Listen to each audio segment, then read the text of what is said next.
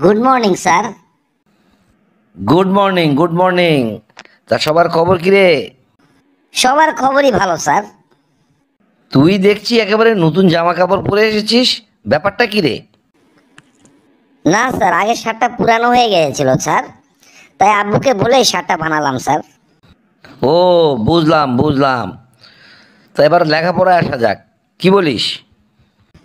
ধরুন স্যার, সমস্যা নাই, সব পড়াই করে এসেছি, যা ধরবেন সব উত্তর দিয়ে দেবো স্যার। আচ্ছা ঠিক আছে, ধরছি। আচ্ছা বল তো, মাছ কথা বলতে পারে না কেন? এটা কোনো প্রশ্ন হলো স্যার? মাছ কথা বলতে পারে না কেন? আমি যদি আপনার মাথাটা পানির মধ্যে চেপে ধরি, তাহলে কি আপনি কথা বলতে পারবেন? এই দেখ, ভুল ভাল উত্তর দিস না, বাজে কথা বলিস না। মন দিয়ে লেখাপড়া কর, না হলে কিন্তু পরীক্ষায় ফেল করবি। হায় হায়, তাহলে বলছেন কি স্যার?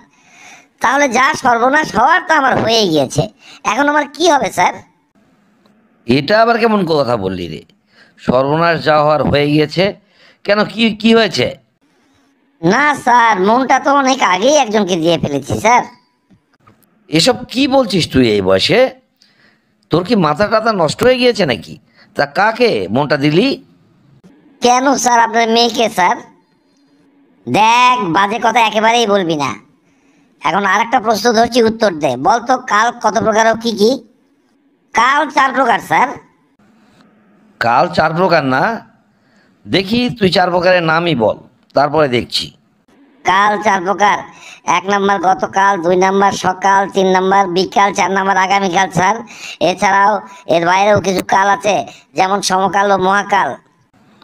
পরীক্ষা যে তুই কি করবি আমার বুঝে নেওয়ার একেবারেই শেষ। আচ্ছা, বাতাস, নদী এবং পানি, এই তিনটির যে কোনো একটি উপর 20 লাইন রচনা লেখতো বাবা। এসব আপনি কি রচনা লিখতে দিচ্ছেন স্যার?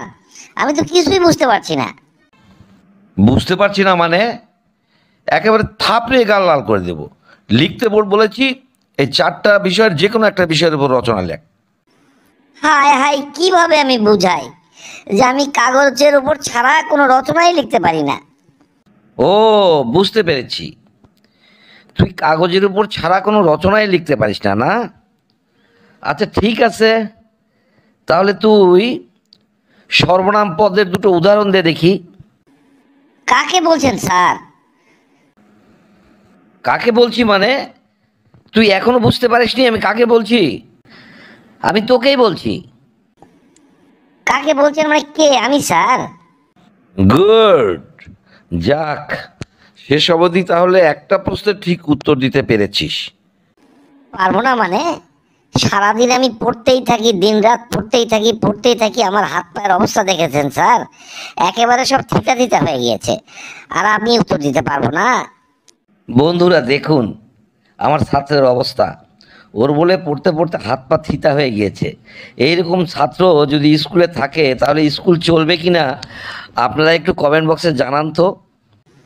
বন্ধুরা, তাহলে যারা যারা এই ভিডিওটা দেখলেন, যাদের ভালো লেগেছে তারা কমেন্ট বক্সে কমেন্ট করে অবশ্যই জানান।